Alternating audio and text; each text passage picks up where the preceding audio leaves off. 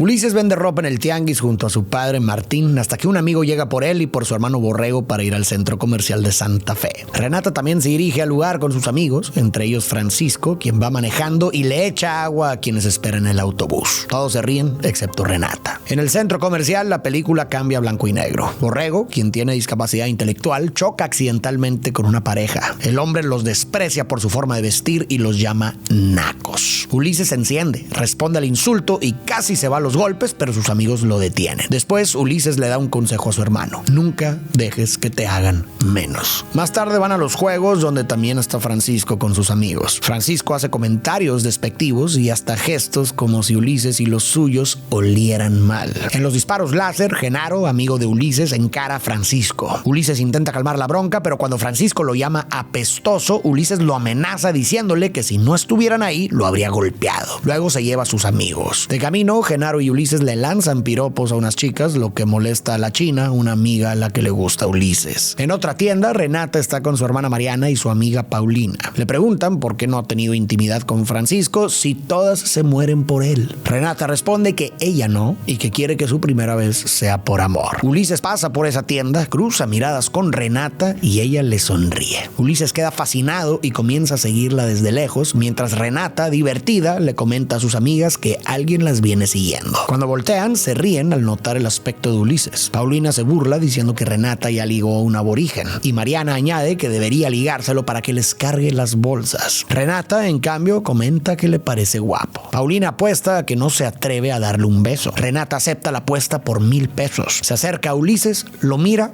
y lo besa. Cuando se da la vuelta, Ulises la toma y le da un segundo beso más largo. Las amigas se la llevan riendo y comienzan a huir, mientras Ulises las persigue para saber el nombre de la chica. En ese momento aparece Francisco con sus guaruras y ordena que golpeen a Ulises por lo ocurrido en los juegos. Renata intenta detenerlos, pero Ulises se defiende y logra escapar. Los colores regresan a la imagen. Ulises y sus amigos regresan a casa caminando, mientras Renata y Mariana vuelven en auto con chofer. Antes de continuar con el video, te quiero contar algo rápido. Puede que ahora veas estos videos y notes que los subimos con cierta edición y cierta periodicidad, pero no siempre fue así. Antes, como hace 3 años, los videos se veían con una peor calidad en todos los sentidos. Pero siempre se tiene que comenzar por algo. Si bien recuerdo, ese día uno fue la película de Shawshank Redemption gracias a una clase de mi maestría de psicoterapia. Desde que tomé esa decisión, creo que he mejorado bastante con el formato. Todos tenemos que comenzar tomando el primer paso y si estás justo en ese momento, creo que el patrocinador del video de hoy puede ayudarte. Te estoy hablando de Hostinger, una página que te ayuda a crear un sitio web para tu emprendimiento, marca personal o negocio sin necesidad de que sepas programar. Su suscripción todo en uno reúne sitios web, dominios, correo electrónico, herramientas de marketing, automatización, funciones de IA y mucho más en un ecosistema simple y accesible. Y esto último lo digo muy en serio. Por ejemplo, podemos escribir que queremos hacer un sitio web donde reseñemos y recomendemos películas. Tan solo tenemos que escribir el prompt y en unos segundos Hostinger nos arrojará una base desde la cual podremos partir. Después tan solo tendremos que arrastrar y soltar los elementos que nos gustaría agregar para terminarla, darle un poquito de amor, seleccionar un dominio y prácticamente estaría lista para publicarse.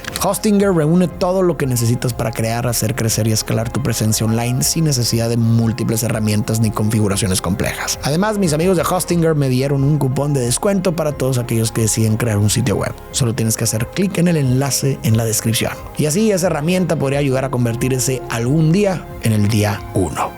Y ahora sí, continuamos con el video. En el camino, Mariana no entiende por qué Renata defendió a Ulises, a quien llama indio frente al chofer, que baja la mirada. Luego, en inglés, dice que Ulises podría ser su hermano. Durante la cena, Mariana cuenta lo ocurrido y llama naco a Ulises. Renata defiende a Ulises y Mariana revela que Renata lo besó. El padre se enfurece y cuando la trabajadora del hogar se retira, le dice a Renata que no olvide que cada quien tiene su lugar. La historia del chico pobre que se enamora de la chica rica es uno de los recursos narrativos más repetidos en el cine y la televisión. 2 personas que provienen de mundos económicos opuestos se enamoran de forma genuina. A ellos no les importan tanto las diferencias de clase, pero a su entorno sí. Y es ese entorno el que interviene para sabotear lo que se presenta como el amor verdadero. En estas historias, el conflicto casi nunca está dentro de la pareja. El amor en sí mismo suele retratarse como puro, intenso y honesto. El problema viene de afuera, del prejuicio, del clasismo, de la idea de que no son iguales o de que esa relación no debería existir. Y eso ya nos dice algo algo importante sobre por qué este tipo de narrativas siguen funcionando. De hecho, incluso en la música aparece esta misma estructura. Ahí está Amor Prohibido de Selena, donde literalmente se dice: ¿qué importa qué dirán tu padre y tu mamá? Aquí solo importa nuestro amor. Y luego remata con esa idea central del tropo: el dinero no importa en ti ni en mí, aunque soy pobre, todo esto que te doy vale más que el dinero, porque sí es amor. Es el mismo mensaje: el mundo puede juzgar, pero lo único que debería importar es lo que sienten. ¿Por qué conectan tanto este tipo de historias? Yo creo que en parte porque son reconfortantes, desafían el orden social establecido y cuestionan la idea de que el dinero debería definir el valor de una persona o de una relación. Nos dicen que el amor auténtico no se basa en la riqueza, sino en el carácter, la conexión emocional y la autenticidad. Para muchos hombres, por ejemplo, esta narrativa podría pegar fuerte porque socialmente se les ha asignado durante mucho tiempo el rol de proveedor. Su valor explícita o implícitamente suele medirse por su capacidad económica. Por eso, la historia de una mujer rica que se enamora de un hombre pobre puede sentirse tan reconfortante, porque pone el foco en quién es él, no en lo que tiene. Por otro lado, estas historias también podrían tocar un deseo de rebeldía frente a las expectativas del entorno. La chica rica muchas veces está rodeada de superficialidad, de relaciones basadas en conveniencia, estatus o apariencia. El hombre pobre puede representar entonces a alguien diferente, que no pertenece a ese mundo, cuyo afecto parece más genuino y que ofrece una experiencia más intensa y más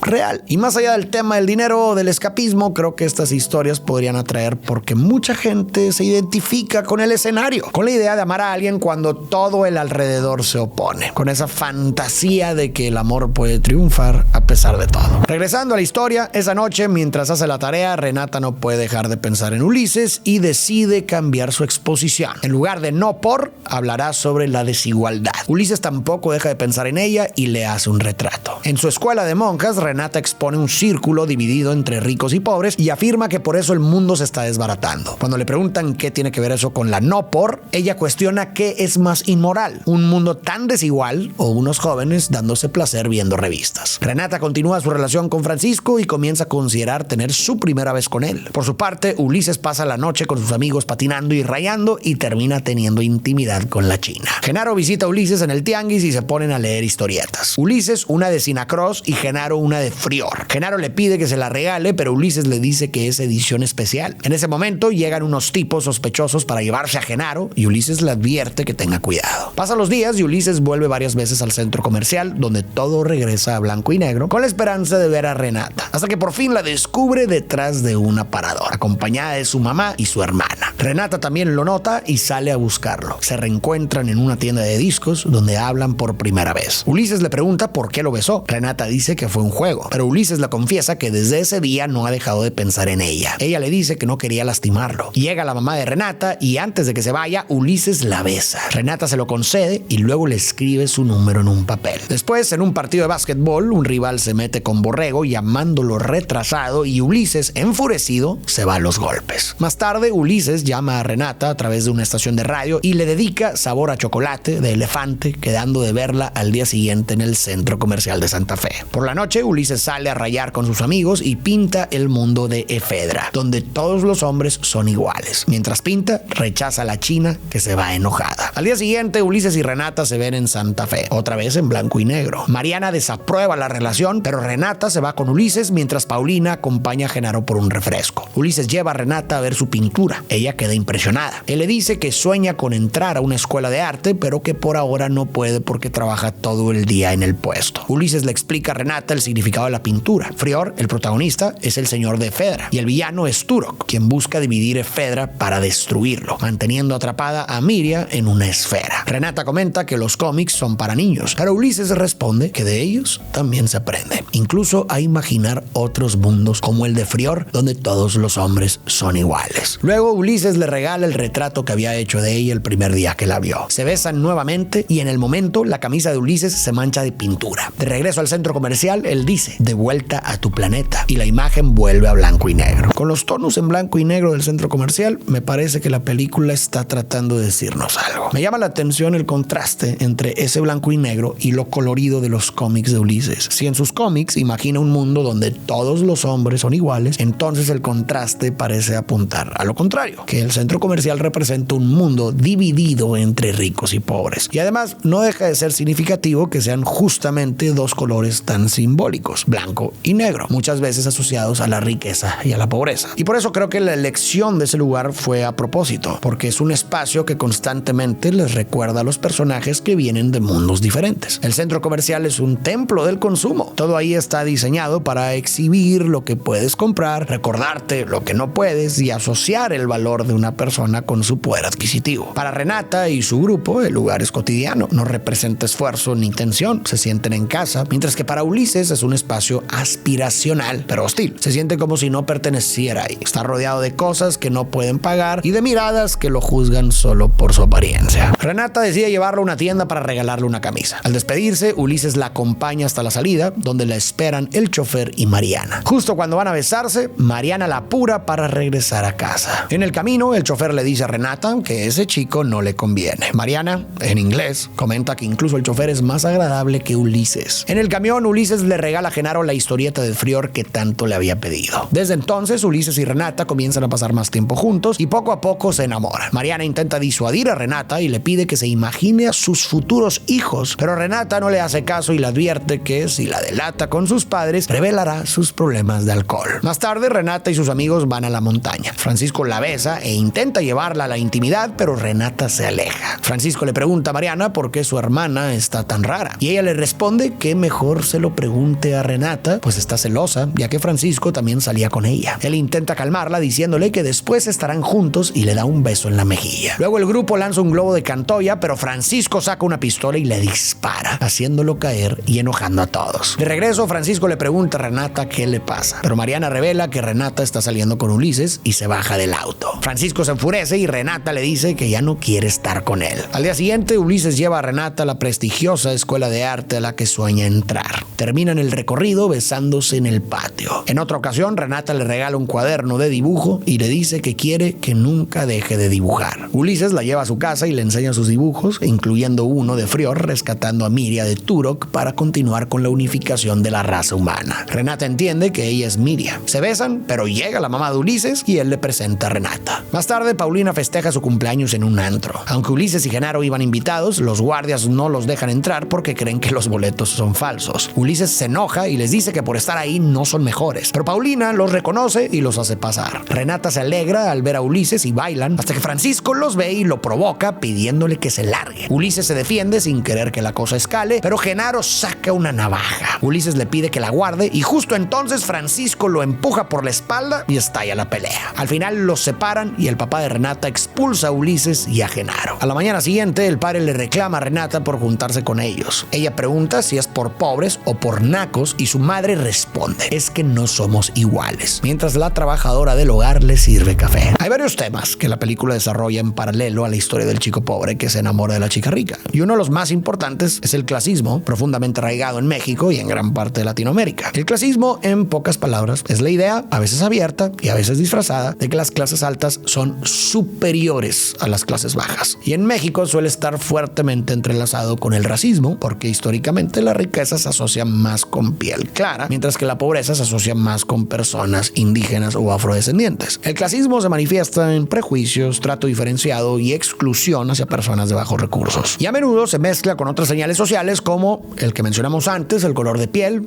el acento, el barrio, el tipo de trabajo o la forma de vestir. Y esto se relaciona directamente con la desigualdad porque esa marginación termina cerrando puertas y reforzando el ciclo de la pobreza. En la película vemos clasismo y racismo en varias ocasiones. Hace un momento escuchamos a los padres de Renata decir que no eran iguales a Ulises. Y no estaban hablando de valores ni de personalidad, estaban hablando de clase. Lo mismo vimos en el centro comercial, donde Ulises y los suyos fueron tratados como intrusos. Y una y otra vez lo vemos cuando les dicen nacos. Así los llamó el hombre del centro comercial, Mariana y Francisco y sus amigos. Y vale la pena detenernos aquí porque no es un insulto cualquiera. El origen exacto de la palabra no está completamente cerrado. Hay varias teorías. Una de las más conocidas dice que podría venir de Totonaco, un pueblo indígena mexicano, como una abreviación usada de forma despectiva. Otra, mencionada en el diccionario del náhuatl en el español de México de Mark Tuwenot, sugiere que naco proviene de Xinácatl, relacionado con chinacate, y que se refería a una persona desarrapada de escasos recursos. Por otro lado, en el diccionario de mexicanismos de Félix Ramos y Duarte, de finales del siglo XIX, uno de los registros más antiguos, aparece naco como una forma usada en Tlaxcala para referirse a un indio vestido de cotón azul, calzoncillos blancos y guaraches. Es decir, decir, desde temprano, el término se asocia de forma despectiva con lo indígena, con la pobreza y con señales visibles de clase como la apariencia o la vestimenta. También es importante entender cómo la palabra se popularizó y se transformó. Mucha gente ubica su difusión masiva en personajes de la cultura popular como el Pirurris, creado por el comediante Luis de Alba. El Pirurris era una burla del estereotipo del hijo de papi o junior, más de cuenta como Francisco y su círculo, y usaba naco para referirse a quienes consideraba cultural, social o económicamente inferiores. Con el tiempo, la palabra fue cambiando de traje. Su significado se amplió para incluir ideas como corriente, vulgar, sin educación, sin clase o de mal gusto. Por eso hoy mucha gente la usa como si fuera una crítica a la forma de vestir, hablar o comportarse. Incluso a veces se la lanzan a gente con dinero, por ejemplo, cuando alguien presume de forma ostentosa. Pero, aunque hoy a veces parezca que se usa parejo, la verdad es que en la práctica casi siempre pega hacia abajo. Porque al final, naco funciona como una forma de decidir quién tiene clase y quién no, quién sabe comportarse, quién se viste bien, quién habla como se debe, quién encaja en los códigos correctos y quién no. Y en sociedades desiguales, el buen gusto, entre comillas, casi siempre lo define la gente de arriba. Así que la palabra termina operando como una frontera social y como una forma de desprecio hacia lo popular. De vuelta a la película, Ulises llama a Renata para verse y ella miente diciendo que irá con Paulina. Paulina la apoya y la lleva. Renata, triste, dice que el mundo ideal de Ulises no existe. Él le responde que existe si ella quiere que exista, que sus corazones son iguales, ni más caros ni más baratos. Renata hace un pacto, siempre estará con él. En ese momento, China los ve juntos. Más tarde, Ulises pinta el nombre de Renata frente a su escuela y Francisco lo nota con disgusto. La China confronta a Ulises y le advierte que Renata no es como él. Ulises le aclara que solo pueden ser amigos y ella se va molesta. Luego Genaro también le insiste en que Renata no le conviene. Dice que en la fiesta Ulises se puso en su contra y que Renata le está nublando la visión. Renata sale con sus amigos. Mariana está borracha ligando con Francisco. Algunos empiezan a burlarse del novio de Renata llamándolo naco y eso la hiere. Francisco intenta besar a Renata a la fuerza. Ella lo rechaza, pero él forcejea y termina lastimándola. Renata quiere irse, pero Mariana se niega. Discuten. Renata le advierte que Francisco está jugando con ella y le reclama que está cansada de cuidarla en cada borrachera. Mientras tanto, Ulises llega tarde al tianguis porque se metió de colado a la escuela de arte a pintar. Su papá lo regaña. Le dice que no puede con todo solo, que en vez de gastar en pintar debería ayudar en la casa y que a ellos les tocó chingarse y punto. Ulises se resiste a aceptar que las cosas tengan que ser así. Otro tema que podemos ver reflejado en la película, muy ligado a lo que hablábamos del clasismo, es la desigualdad en países como México, donde el origen social muchas veces marca hasta dónde puede llegar una persona, incluso cuando tiene talento y ganas. La desigualdad se ve en muchos ámbitos. La película la refleja, por ejemplo, en la educación. Ulises tiene talento para pintar y sueña con estudiar arte, pero acabamos de ver cómo su padre le pidió que lo dejara y se enfoque en trabajar para ayudar en casa. Ese conflicto, la verdad es que resume la realidad de millones de jóvenes que por necesidad terminan abandonando sus estudios o sus sueños. México, como muchos países de la región, arrastra desde hace años una crisis educativa profunda, pero no por falta de ganas, sino por problemas estructurales. Según el Instituto Mexicano para la Competitividad, IMCO, 9 de cada 10 estudiantes que inician la primaria llegan a la secundaria, pero solo 1 de cada 3 logra llegar a la universidad. El golpe más fuerte ocurre en el nivel medio superior, donde se concentra cerca del 30% de los abandonos. Y de acuerdo con la encuesta nacional de deserción en la educación media superior de la SEP, la principal causa es la falta de recursos económicos. Cuando no alcanza, toca trabajar. Cuando hay que elegir entre estudiar o comer, la educación casi siempre pierde. La película lo mostró con Ulises y su padre y lo más probable es que el siguiente paso sea tener que dejar la escuela para trabajar de lleno, como les pasa a muchos jóvenes en Latinoamérica. Y la pobreza no solo empuja al abandono escolar, también dificulta el aprendizaje. Aunque alguien se mantenga estudiando, la inestabilidad en casa, la inseguridad, la falta de materiales o la necesidad de trabajar hacen mucho más difícil aprovechar la escuela. Incluso con una beca, si Ulises siguiera cargando con esas carencias, esa presión terminaría pasándole factura. Sin un entorno que sostenga al estudiante, la educación se queda a medias. En contraste con Ulises, Renata y su círculo viven otra realidad. Tienen recursos, tiempo para estudiar y una estabilidad que les permite planear el futuro con calma y concentrarse en aprender sin el miedo constante de perderlo todo. Y esto no es una exageración, hay estudios que lo confirman. Se siguió a más de 1,000 niños en Estados Unidos desde 1991 hasta 2018 para entender qué influye realmente en el rendimiento escolar y en el futuro. Los resultados mostraron que no era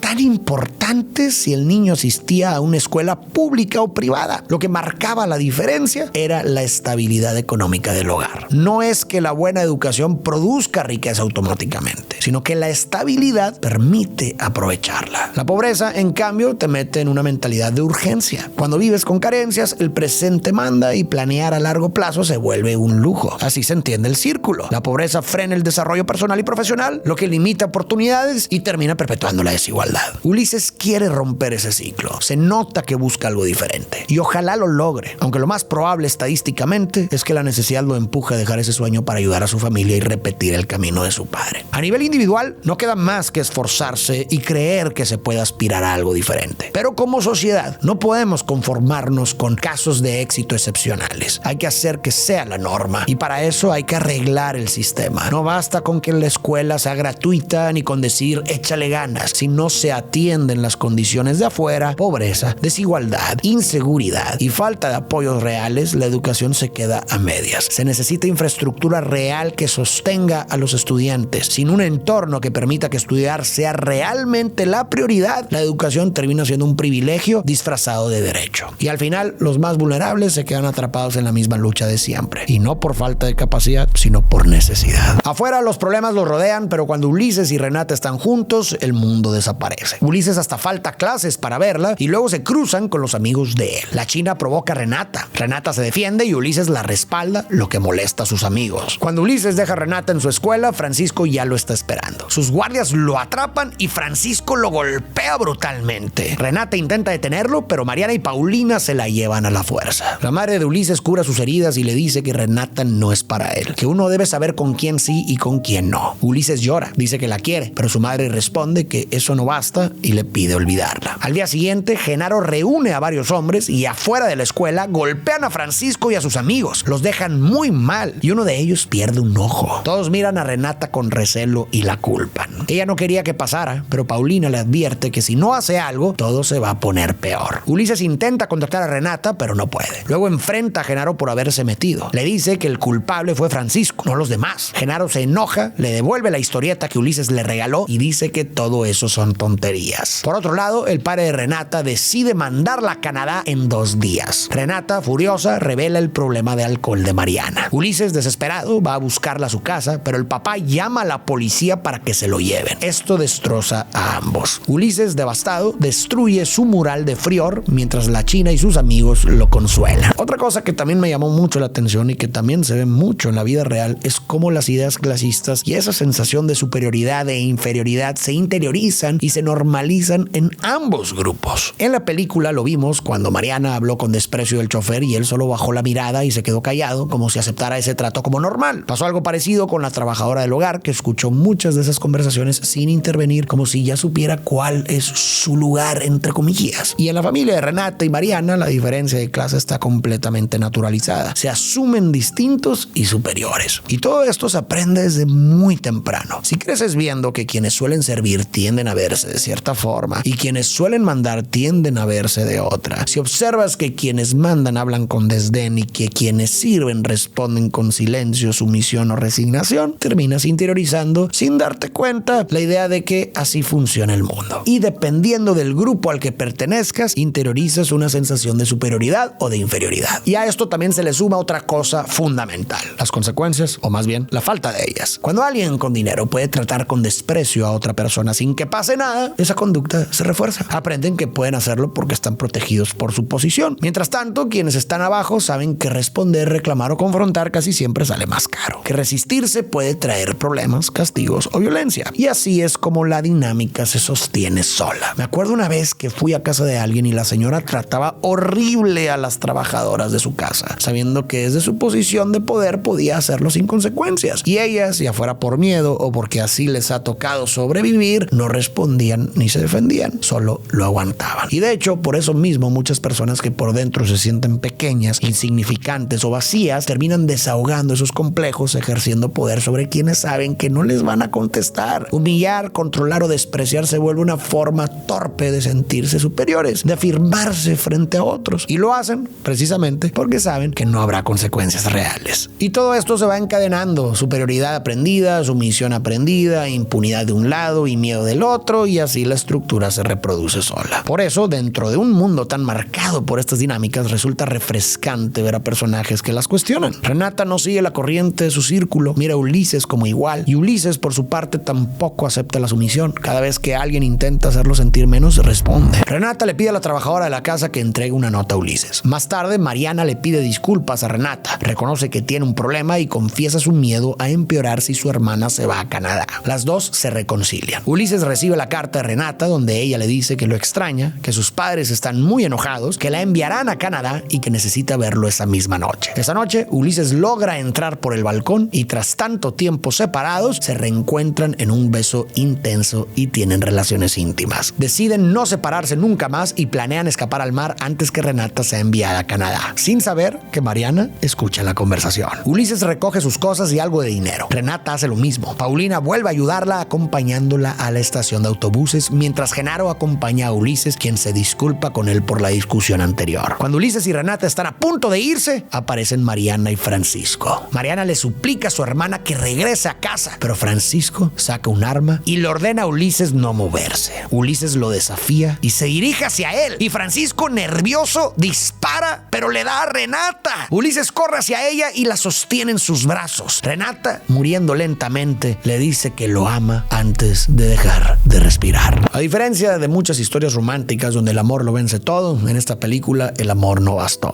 Amar no siempre alcanza, especialmente en un mundo diseñado para separar. Y para cerrar, quiero retomar lo que Ulises le dijo a su hermano Borrego. Sea cual sea tu origen, tu apariencia, tu trabajo, tu clase o tu condición, nunca dejes que nadie te haga sentir menos. Nunca. Y nunca te permitas creer esa idea y convertirla en verdad propia, porque ahí es donde ocurre el verdadero daño. La desigualdad existe, es real y duele, pero una cosa es reconocerla y otra muy distinta es asumir que define tu valor como persona. Tu dignidad no viene de tu dinero, ni de tu ropa, ni de dónde naciste, ni de cómo te ves. Viene de algo que es mucho más básico: tu humanidad. En un mundo ya de por sí profundamente injusto, la certeza de que vales lo mismo que cualquier otro es algo que nadie debería poder arrebatarte.